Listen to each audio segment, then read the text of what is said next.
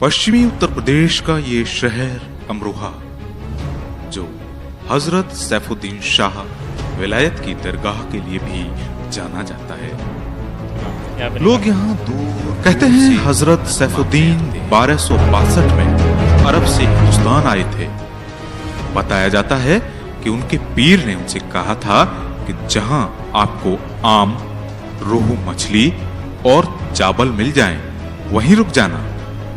अमरोहा में उनके पीर की बताई सारी चीजें मिल गईं और उन्होंने तमाम विरोधाभास के बावजूद अपने पीर के हुक्म की तालीम की। ये भी बताया जाता है कि जब हजरत साहब यहाँ आए तो यहाँ की धरती पर पहले से ही औलिया शाह नसरुद्दीन निवास करते थे, जिन्होंने विलायत शाह को यहाँ ठहरने से रोका, मना किया। लेकिन विलायत साहब अपने पीर के हुक्म में अडिग थे। जब शाह विलायत नहीं माने तो शाह नसरुद्दीन ने एक कटोरे में पानी भेजकर उनसे चले जाने का संदेश भेजा।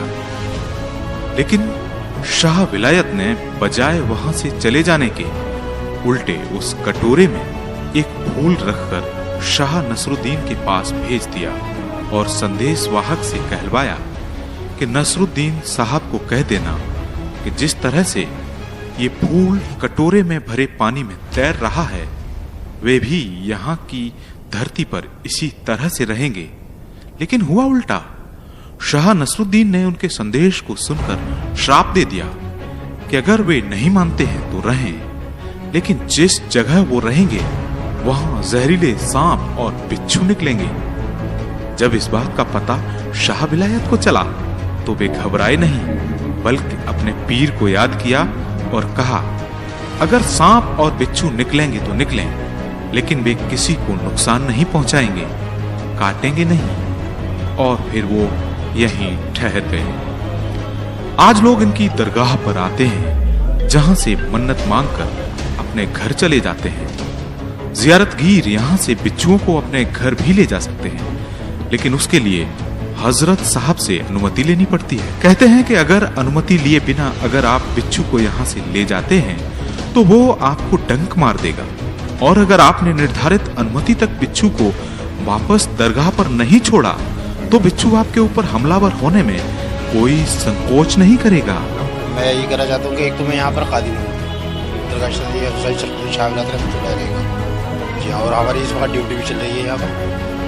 और बात मेन खास यहाँ की यही है कि सांप बिच्छू जो है वो नहीं काटते। सांप भी? जी, सांप भी नहीं काटते और बिच्छू भी। क्या वजह है कि जी लोग यहाँ पर देखने आते हैं तो वो देखते हैं और उसका प्रैक्टिकल करते हैं कि बिच्छू ये काटता नहीं है। काटने की वजह यह है कि ये नसरुद्दीन साहब से इनका कंपटीशन हुआ था। वो भी एक जमात का काम कर रहे थे और ये भी जमात का काम कर रहे थे, तो उसमें आपको इतराज़ हुआ था नसरुद्दीन साहब, और आपने